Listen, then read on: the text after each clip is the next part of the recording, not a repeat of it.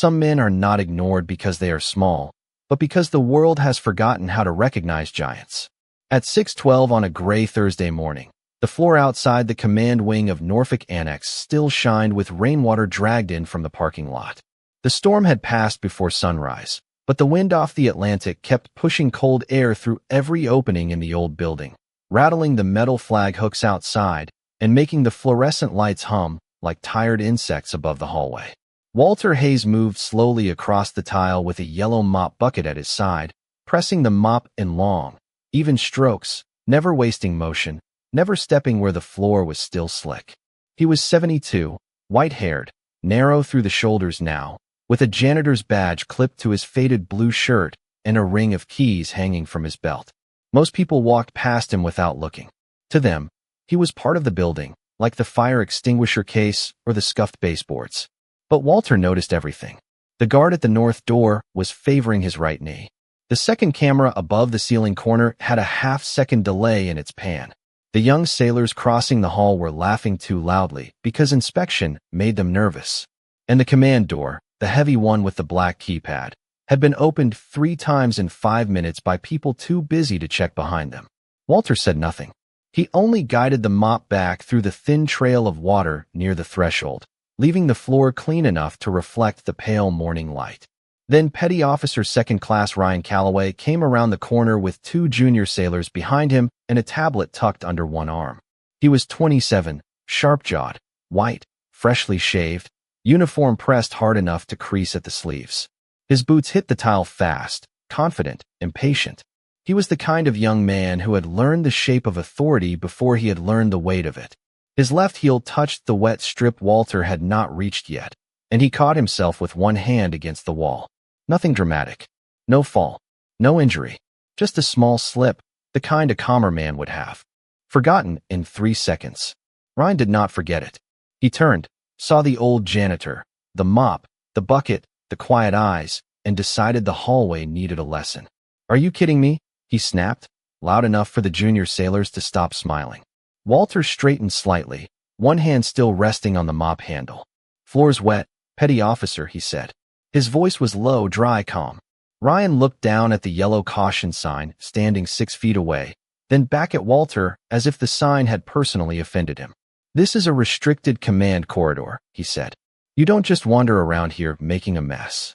Walter glanced once at the clean stretch behind him. The tiles were spotless. The only sound was the distant pulse of a drill alarm from another wing and the soft tapping of rainwater falling from the roof outside. "I was assigned this section," Walter said. Ryan stepped closer. Behind him, one of the junior sailors shifted uncomfortably, but neither of them spoke. The young petty officer had an audience now, and an audience can turn a mistake into a performance. "Assigned or not, you see active personnel coming through. You move," Ryan said. "You understand that." Walter held his gaze. Not hard, not challenging, just steady. His eyes were the color of winter clouds over open water, and for one brief second, Ryan felt something there he could not name. Then pride covered it. "Yes," Walter said. "I understand." That should have ended it. A decent man would have walked on. But Ryan's boot had slipped, his authority had been embarrassed, and the 2 sailors behind him had seen it. So he pointed at the floor with 2 fingers. "Do it again." Walter looked at the tile. "It's already clean." Ryan's jaw tightened. "I said do it again. This whole strip. From that door to the corner. And when command personnel come through, you stand aside. You don't block the hall like you own it." The words landed colder than the wind outside. Walter did not argue. He did not tell Ryan what halls he had once crossed, what doors he had once opened, what names had once followed him through radios and smoke and years nobody in this corridor remembered. He only lowered the mop back into the bucket, wrung it once, and began again from the far edge of the command door. The junior sailors looked away. Ryan watched for another moment, satisfied with the silence because he mistook it for surrender. Walter pushed the mop across the floor, slow and precise, and in the shine beneath him, the hallway reflected a young man in uniform standing over an old man with a mop, not knowing that before the morning was over, everyone in that command wing would remember which one deserved the salute. Walter worked the mop back across the same stretch of tile without changing his pace. The wheels of the yellow bucket gave a soft squeak each time he nudged it forward, and the clean smell of floor solution mixed with the salt air leaking in from the outside doors. Petty Officer Second Class Ryan Calloway should have moved on by then. His inspection tablet still waited under his arm, and the two junior sailors behind him kept glancing toward the command door, nervous about being late. But Ryan stayed where he was, arms folded, chin raised, watching the old man redo work that had already been done right. Silence made him feel taller. It always had. Walter reached the corner, turned the mop head with one practiced twist, and started back. He did not mutter. He did not sigh. He did not give Ryan the satisfaction of resistance. That bothered Ryan more than defiance would have. "You been here long?" Ryan asked, his voice casual now, the way a man sounds when he wants cruelty to look like conversation. "Long enough," Walter said. "That is not an answer." Walter guided the mop along the baseboard, catching a thin line of grit near the wall. "It is the one I have." One of the junior sailors almost smiled, then swallowed it when Ryan looked back. The petty officer stepped closer, boots stopping just short of the wet shine. "You know, most civilian staff understand how this works. Restricted wing means restricted behavior.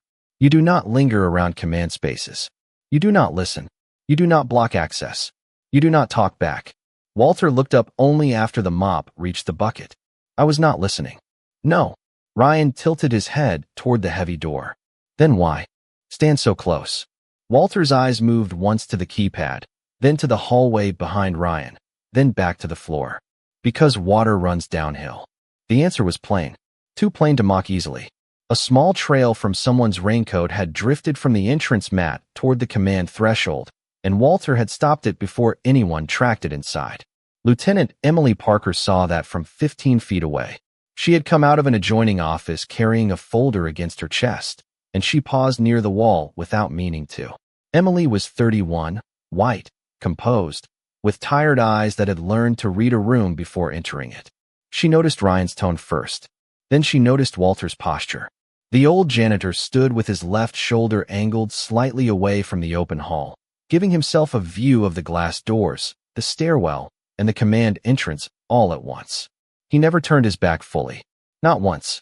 Even when bending over the bucket, his eyes lifted to reflective surfaces, the polished floor, the dark screen beside the keypad, the chrome edge of a wall plaque. It was not fear. It was habit, old and deep. Ryan missed all of it. He saw a faded work shirt and a man who did not push back. "You ever serve?" he asked suddenly. The two junior sailors went still. That question had a different edge to it. Walter squeezed the mop press down once. Water rushed into the bucket with a dull splash. "A long time ago." Ryan let out a short laugh. "Everybody says that around a base. Mailmen, contractors, guys who fixed a radio once in 1982. They all have a story." Walter placed the mop head on the tile again. "Some do." "What branch?" Ryan asked. "Navy." "Convenient." Emily's face tightened slightly, but she said nothing yet. Walter kept working. The morning light shifted through the narrow windows, turning the wet floor silver. Outside, the flag snapped hard in the wind, the rope ticking against the pole like a slow clock. Ryan took another step, enjoying the attention he had built around himself. "What was your rate?" Walter did not answer right away. His hand paused on the mop handle, thumb resting over a small scar across one knuckle, pale against weathered skin. "Different time," he said. "Records were different." "That is a nice way to say you do not want to answer." Walter looked at him then, fully. Not angry, not ashamed, just tired in a way that made the hallway feel older. "It is a nice way to say I am here to clean the floor." The word settled. Emily lowered her folder a fraction. The junior sailors stared at the tile. Ryan felt the room slipping away from him, and because he was young enough to confuse control with respect, he reached for the one thing he thought could make the old man small again. He leaned in, voice louder, sharp enough to carry through the corridor. "All right, sailor. Since you were Navy, say it. What was your call sign?" Walter stopped moving. The mop strands rested on the floor, spreading quietly in the reflected light. For the first time that morning, even the bucket wheels were still. Walter did not answer at once. The question hung in the corridor like a command nobody had the right to give. Ryan Calloway held his stare, waiting for the old man to fold, waiting for some uncertain mumble that would let the junior sailors laugh and move on. But Walter only looked down at the wet floor, where the overhead lights trembled in thin white lines. His fingers tightened once around the mop handle. Not enough for anyone careless to notice. Emily Parker noticed. She saw his thumb slide over the wood, slow and deliberate, as if the grain of the handle had become something else beneath his hand. A radio grip, a railing slick with rain, a field phone in the dark. The present did not leave his face, but the past moved behind his eyes. Outside, the wind struck the flag again, and the metal hooks clicked against the pole. 1, 2, 3. Walter breathed in through his nose. When he finally spoke, his voice was so quiet that Ryan almost missed it. Dragon 6. The words did not echo. They did not need to. They simply entered the air and changed it. For a second, nothing happened. Ryan blinked, then gave a sharp little laugh, the kind men use when they do not understand something but refuse to admit it. Dragon 6. He repeated, stretching the words as if they were a joke. That is what you were going with. Walter lifted the mop and set it into the bucket. The water settled around the strands with a soft hush. That is what they called me. One of the junior sailors glanced at the other, unsure whether to smile. Emily did not move. The name had landed somewhere in her memory, not clearly, not fully, but deep enough to make her skin tighten under the collar of her uniform. Dragon 6. She had seen it once, not in a story, not on a wall display, but in a sealed training reference during a classified history module at Newport. The file had not shown much. A redacted operation name. A gray photograph. A note about legacy access and command recognition. Most of the page had been black lines. But the call sign had remained visible, typed in capital letters like a nail driven through time. Ryan turned slightly toward Emily, sensing her attention. Lieutenant, you recognize this? His tone invited her to join the joke. Emily looked at Walter, then toward the command door. I am not sure, she said. That was true, but it was not the whole truth. Behind the heavy door, the command room kept moving for 3 more seconds as if nothing had changed. Screens glowed blue and green. A yeoman crossed from one station to another with a stack of printed updates. A technician named Mason Reed adjusted the volume on a communications panel while morning traffic flowed through the base network. Then a small auxiliary monitor in the corner flickered. Mason frowned. The monitor had been tied to old archival systems nobody touched unless they had to. It was not part of the active drill. It was not supposed to respond to hallway audio. A thin blue line crawled across the screen, followed by a message that made him sit forward. Legacy signal match. He tapped the keyboard. The system hesitated, then filled the next line. Dragon 6. Mason looked over his shoulder, expecting someone to tell him it was a test. No one did. The room seemed to dim around the glow of that small screen. He tried to clear the alert. A second message appeared. Clearance review required. Command level authentication pending. Mason swallowed. Lieutenant Parker, he called through the open. Inner doorway, his voice lower than before. Emily stepped inside, leaving Ryan in the hall with Walter and the 2 sailors. She crossed to the auxiliary station and saw the words herself. Dragon 6 was no longer a strange answer from an old janitor. It was a key turning inside the walls of the building. Where did that come from? She asked. Mason pointed toward the corridor microphone feed. The system caught it outside the command door. Emily looked through the narrow glass panel. Walter stood beside the mop bucket, shoulders slightly bent, eyes lowered, while Ryan continued to wear the careless confidence of a man standing too close to a cliff in the fog. The monitor gave a soft tone. Another line appeared, brighter than the first. Archived call sign confirmed. Admiral level review required. Emily did not speak. She only watched the old man through the glass, and for the first time that morning, she understood that the quietest person in the hallway had just become the center of the entire base. Inside the command room, the air changed before anyone said a word. It was not panic. It was recognition moving through trained people one screen at a time. Mason Reed leaned closer to the auxiliary monitor, his fingers hovering over the keyboard without touching it. The blue alert pulsed against his face. Legacy signal match. Dragon 6. Admiral level review required. He tried a standard reset, the kind used for drill artifacts and false authentication pings. The system rejected it with a soft tone. He tried to route it to archives. Rejected again. Then the side panel opened by itself, drawing from a storage layer older than half the sailors in the room. 3 sealed files appeared in a vertical stack, each one locked under a black header that read Command Heritage Access. Mason looked at Lieutenant Emily Parker. "Ma'am, this is not on the active network." Emily stood still beside him, folder pressed against her ribs, eyes fixed on the screen. "Then why is it waking up?" Mason did not answer because there was no easy answer. Across the room, Chief Operations Specialist Daniel Mercer turned away from a status board.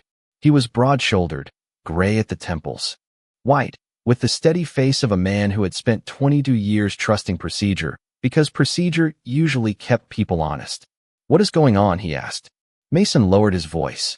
The archive system flagged a call sign from the corridor microphone. "Which call sign?" Emily said it before Mason could. "Dragon 6. Mercer's expression tightened in a way that made the room feel smaller. He walked to the station, read the alert once, then read it again more slowly. His hand moved toward the phone mounted near the console, but he stopped himself. "Who said it?" Emily turned toward the glass panel. In the hallway, Walter Hayes stood beside the mop bucket as if nothing had happened. His shoulders were slightly rounded. His janitor badge hung crooked from his shirt pocket. The wet floor gleamed around his shoes. Ryan Calloway stood a few feet away, still wearing impatience like armor, unaware that the walls behind him had begun to remember. "The civilian janitor," Emily said quietly. Mercer looked through the glass. "That man." There was no disrespect in his voice now, only disbelief trying to become caution. "His name is Walter Hayes," Emily said. "I do not know anything else yet." The monitor chimed again. A new line appeared below the locked files. "Physical presence indicated. Do not detain without command authority." Mason read it aloud, then stopped halfway through the sentence as if the words had become too heavy. On the other side of the glass, Ryan pointed toward a bench near the wall. "Sit down over there," he ordered Walter. "We are going to verify who you are." Walter did not move at first. He looked past Ryan, through the glass, not directly at Emily, but near enough that she felt seen. It was not a plea. It was not fear. It was a tired acceptance of something he had spent years avoiding. Then Walter rested the mop against the bucket and sat on the edge of the bench, hands folded loosely between his knees. Ryan turned toward the command door and raised his voice. "Lieutenant Parker, I think we may have a possible impersonation issue out here." The words landed badly. Everyone inside the room heard them. Mercer's jaw flexed. Emily opened the door. Before Ryan could continue, the hallway sound rushed in, wind against the outer doors, rubber wheels creaking under the mop bucket, a distant announcement echoing from a speaker near the stairwell. Ryan straightened when he saw her. "Ma'am," he gave a questionable service claim. "I am initiating verification." Emily looked at Walter, then at Ryan. Her voice stayed calm. "Petty Officer Calloway, step back from him." Ryan frowned. "Ma'am." "Step back." This time, the junior sailors moved first, shifting away as if they had felt the floor tilt beneath them. Ryan obeyed, but his face flushed. He was beginning to sense that the moment had escaped his control, and the harder he tried to catch it, the faster it moved. Inside the command room, Mercer lifted the phone and dialed security operations. He kept his eyes on the monitor while the line connected. "This is Chief Mercer in command. I need authentication support for a legacy call sign match." He paused. The person on the other end asked a question. Mercer looked once at Walter through the glass and lowered his voice. "Dragon 6. "Yes," I said Dragon 6. The command room went completely still. Even the printers stopped for a moment, as if the machines themselves were listening. Then the first call went up the chain. The call began in a voice low enough to sound routine, but routine disappeared the moment Chief Mercer repeated the name. On the other end of the line, security operations went quiet. There was no keyboard chatter, no quick confirmation, no casual request for a badge number. Just a pause long enough for everyone near the command station to feel it. Then a senior watch officer asked Mercer to say it again. Mercer did. "Dragon 6 is physically present outside command." Lieutenant Emily Parker stood in the open doorway, half in the hall and half in the room, watching the sentence travel farther than any person could see. Ryan Calloway shifted his weight near the bench, trying to appear patient, but his eyes kept cutting toward the glass. Walter Hayes sat with his hands folded, his work shoes planted on the polished tile, his mop bucket beside him like the only witness he had expected. He looked smaller, sitting down, or maybe the hallway had become too large around him. The junior sailors no longer whispered. One stared at the floor. The other stared at Walter as if the old man had turned into a page from a book nobody had bothered to read. Inside the command room, Mercer ended the first call and immediately picked up another line. Operations Chief, this is Command. We have a legacy authentication that needs escalation. He listened, then spoke the words again, slower this time. Dragon 6. The name moved upward. Security Operations called Base Command. Base Command called the duty captain. The duty captain called the front office of Admiral Thomas Whitaker. Each call shaved away another layer of disbelief. Each voice became more careful than the last. The base did not know what Walter Hayes had been. Not fully, not anymore. But it knew enough to stop treating him like a question. In the Admiral's office 2 floors above, a meeting folder lay open on a long table beside a cup of black coffee that had already gone cold. Admiral Whitaker was 64, white, broad-faced, and still straight-backed in the way of men who had carried command for so long it had become part of their spine. He was reviewing maintenance figures when his aide stepped in. Sir, Command has a legacy call sign match. Whitaker did not look up at first. Route it through archive verification. The aide swallowed. They did, sir. The system requires your review. Whitaker turned a page. Which call sign? The aide said it, and the office changed. The Admiral's pen stopped over the paper. His eyes lifted slowly, not to the aide, but past him, toward a place 40 years away. For a moment, he was not in a warm office with framed commendations and a flag behind his desk. He was 19 again, hearing a calm voice through a broken radio, a voice that had sounded older than fear and steadier than the dark. He set the pen down with care. Say that again. Dragon 6, sir. The individual is physically present near the command wing. Whitaker stood. His chair rolled back an inch against the carpet. Name: Walter Hayes. Civilian maintenance staff. The Admiral closed his eyes once. Not long. Just enough to hold back the force of recognition. When he opened them, his voice had changed. It was not loud. It did not need to be. Nobody touches him. Nobody questions him further. Nobody moves him from where he is. I am coming down.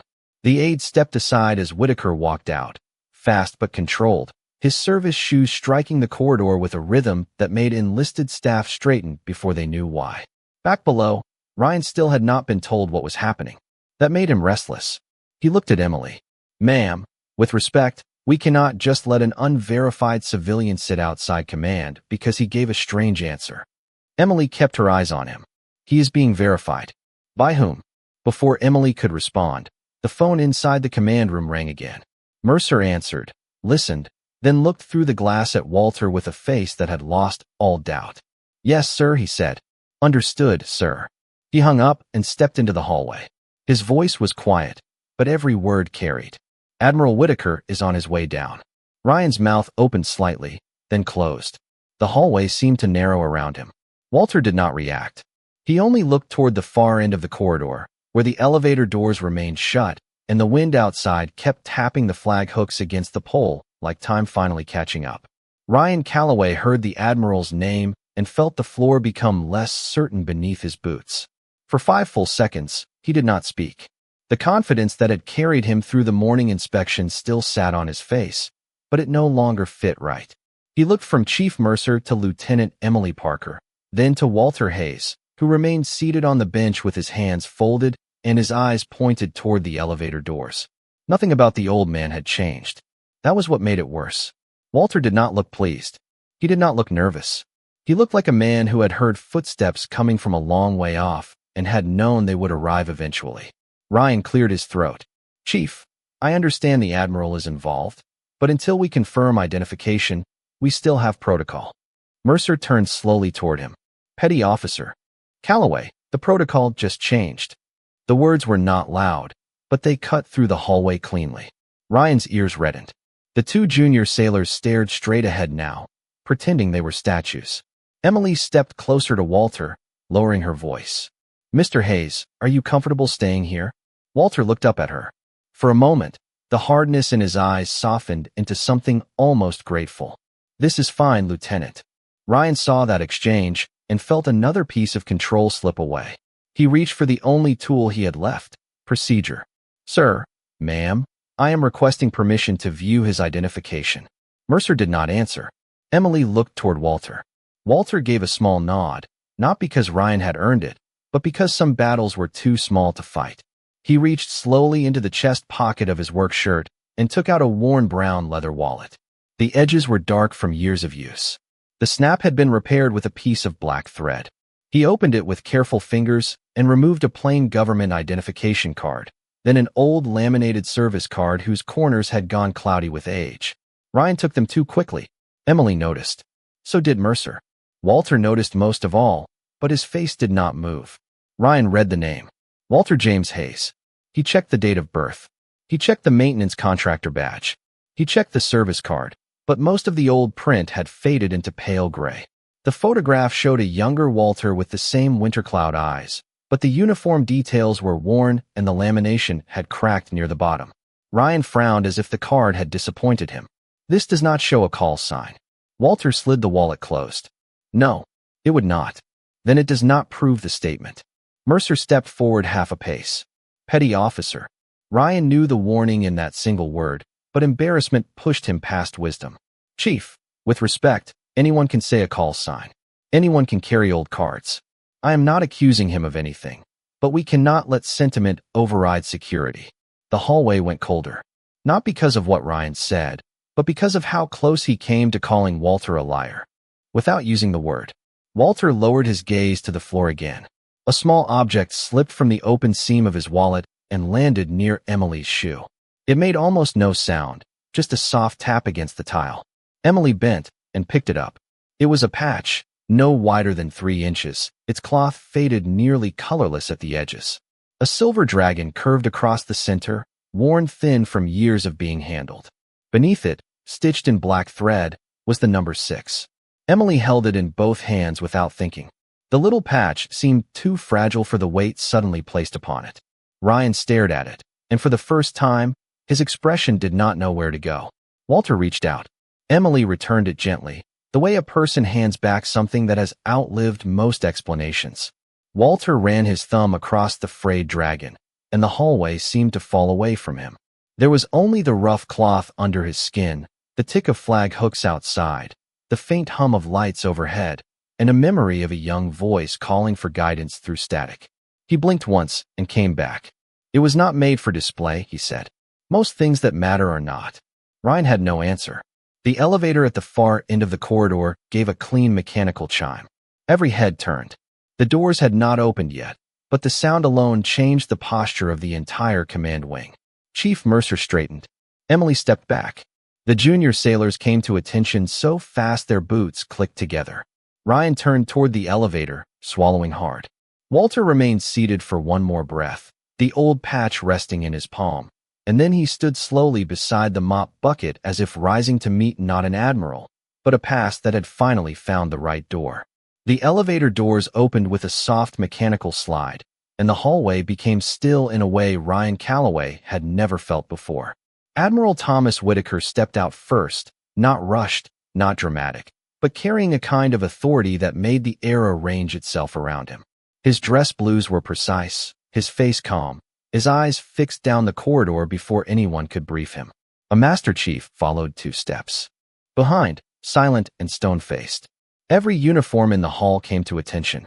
Boots clicked against the tile. Shoulders straightened. Even the junior sailors who had been trying to disappear into the wall suddenly looked carved from the same piece of discipline. Ryan snapped his hand up in salute, so fast his fingers nearly struck the brim of his cover. Admiral on deck. Chief Mercer called, though everyone already knew. Admiral Whitaker did not look at Ryan. He did not look at Mercer. He did not look through the command room glass or at the glowing screens waiting behind it. His eyes found Walter Hayes standing beside the yellow mop bucket, patch folded in one hand, work shirt slightly wrinkled, janitor badge still hanging crooked from his pocket. For 3 slow steps, the Admiral walked toward him, and with each step, something unseen left the hallway. Noise, pride, assumption, all of it drained away. Walter watched him come, his expression controlled, but Emily Parker saw the old man's fingers close carefully around the patch, as if steadying himself against a memory no one else could carry for him. Admiral Whitaker stopped 3 feet in front of him, close enough to see the lines around Walter's eyes, close enough to see the years that had lowered his shoulders but had not touched the steel beneath his quiet. For a moment, the two men said nothing. The wind outside tapped the flag hooks against the pole. The fluorescent lights hummed overhead. Somewhere beyond the corridor, a printer started and then stopped. Ryan stood frozen, his salute still raised, waiting for the admiral to demand an explanation. Instead, Admiral Whitaker lifted his own hand and saluted Walter Hayes. Not casually, not as a gesture for the room. A full salute.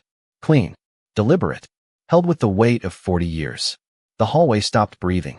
Walter's eyes lowered for half a second, and when he raised them again, there was something there that looked almost like pain, but quieter. He returned the salute slowly, with a hand that had once been steadier than the radios that carried his voice. The patch rested against his palm. Admiral Whitaker's voice came out low. Dragon 6. Walter. Answered without ceremony. Tommy. The single name moved through the corridor harder than any shouted order could have.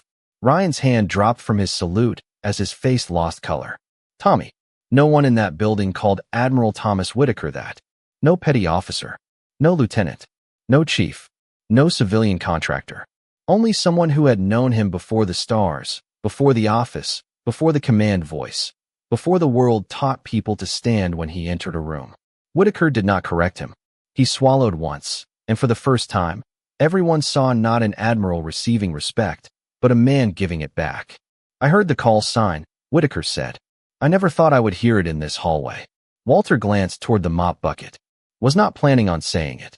You never planned on saying much. The admiral's mouth almost moved into a smile, but the memory behind it was too heavy. Emily stood near the command door, watching Ryan understand the size of his mistake one silent inch at a time. The young petty officer looked from the admiral to the janitor, then to the faded patch in Walter's hand, and the shape of the morning finally revealed itself to him. He had not corrected a careless worker. He had not protected a hallway. He had placed his pride against a history his own uniform was built to honor. Admiral Whitaker turned slightly then, not enough to break from Walter, but enough for his voice to reach everyone. Mr. Hayes is not to be questioned, detained, moved, or spoken to with anything less than full respect. Is that understood? The answer came from every throat in the corridor except Walter's. Yes, sir, Ryan said at last, and the words sounded smaller from him than from anyone else. Whitaker looked back at Walter. May I speak for you? Walter held his eyes for a long moment. Then he gave the smallest nod. The admiral's shoulders settled, as if he had been granted permission to open a door that had remained closed for decades. Ryan stood rigid near the wall, and for the first time that morning, silence no longer belonged to him. It belonged to Walter Hayes. Admiral Whitaker did not raise his voice. He did not need to. The hallway had already given him every inch of silence it had. He stood beside Walter Hayes, facing the young sailors, the chief, the lieutenant, and the petty officer whose confidence had finally run out of places to hide. Most of what Mr. Hayes did is still not mine to tell, Whitaker said. Some records stay sealed for reasons larger than pride. But there are truths a command should never forget. Walter looked down at the faded patch in his palm. The silver dragon had almost disappeared from the cloth, rubbed thin by decades of thumbprints and memory. He did not ask the admiral to stop. He did not help him continue. He simply stood there in the janitor's shirt, letting another man carry the words because he had never been good at carrying praise.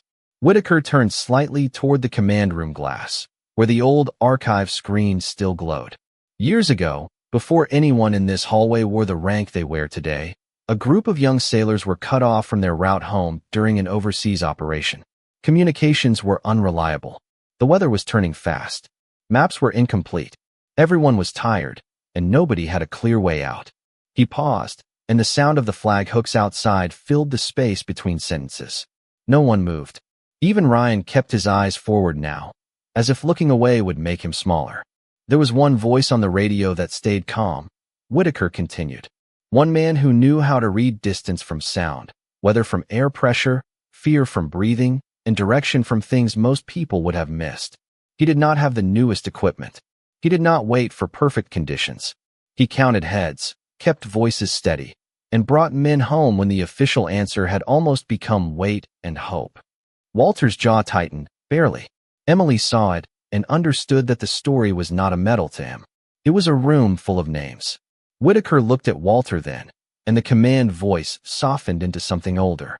I was 19. The word struck harder than any list of awards could have. Ryan blinked. Chief Mercer lowered his chin. The junior sailors stared at the admiral as if they were seeing two versions of him at once.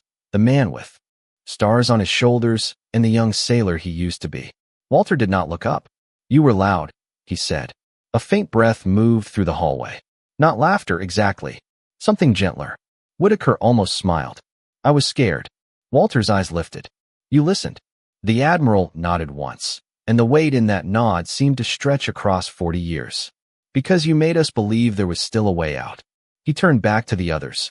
That was what Dragon 6 meant. Not a nickname. Not a story for a bar wall. It meant if that voice was on the line, nobody was forgotten. Nobody was treated as extra weight. Nobody was left to become a footnote in a report. The words settled over the tile, over the mop bucket, over the tablet still tucked uselessly under Ryan's arm. Ryan's face had changed. The sharpness was gone.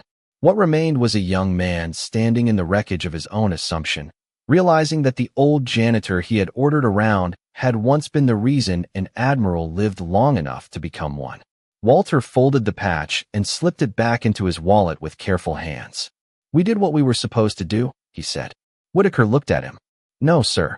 You did what the rest of us spent our lives trying to deserve. That word, sir, spoken from an admiral to a man in a janitor's shirt, moved through the corridor like a bell. Ryan swallowed. Emily looked at the floor for a second, not from shame, but from respect. Chief Mercer stood straighter than before. Walter seemed uncomfortable with all of it, as though honor was heavier than age. He glanced toward the wet strip of floor near the command door. Floor still needs finishing, he said quietly. Whitaker held his gaze. Then we will wait until you are done. And no one in the hallway dared to suggest otherwise. Walter Hayes looked at Admiral Whitaker, then at the wet floor, then at the line of uniforms standing as if the hallway itself had become ceremonial ground. No need to wait on me, he said. His voice was the same as it had been before any screen lit up, before any phone call climbed the chain, before an admiral stepped out of an elevator and called him by a name the base had almost forgotten. Quiet. Level. Almost too ordinary for the moment around him. Whitaker studied him for a second and understood. Walter did not want a stage. Men like him rarely did.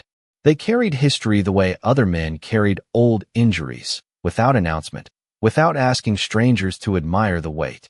So the admiral nodded once. Then we will clear your workspace. He turned to the hallway. Give Mr. Hayes room. Everyone moved. Not far. Just enough.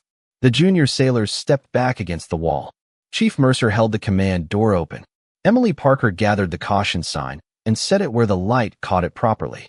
Ryan Calloway remained where he was for one breath too long, then stepped forward, his face pale with the kind of shame that does not need witnesses to be real.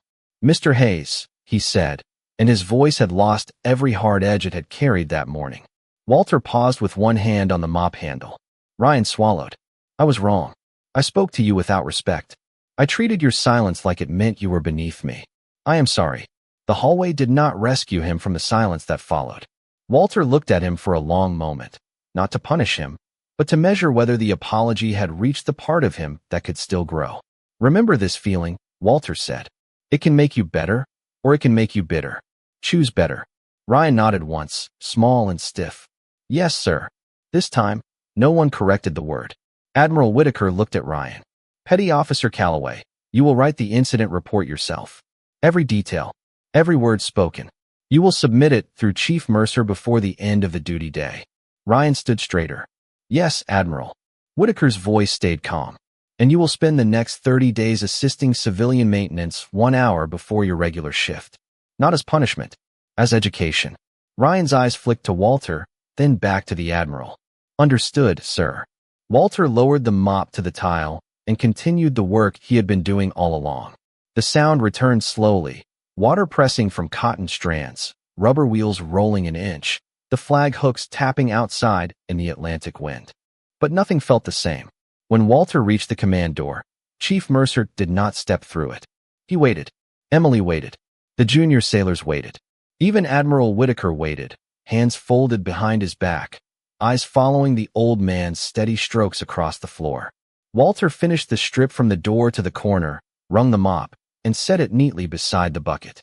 He reached down, picked up the caution sign, and placed it under his arm. "That should do it," he said. Then he turned to leave. As he passed the command room, the heavy door opened. Not because someone needed to exit, because Mercer had touched the release. Inside, one by one, the sailors and officers at their stations stood. No applause, no speeches, no sudden music, just chairs sliding back, boots aligning on the floor, faces turned toward the old man in the faded blue work shirt. Admiral Whitaker raised his hand first. Chief Mercer followed. Emily followed. Then every uniform in the room brought a salute to Walter Hayes. Ryan was last, but this time his hand rose slowly, correctly, with humility instead of performance. Walter stopped in the doorway. The mop bucket stood behind him. The patch rested unseen in his wallet.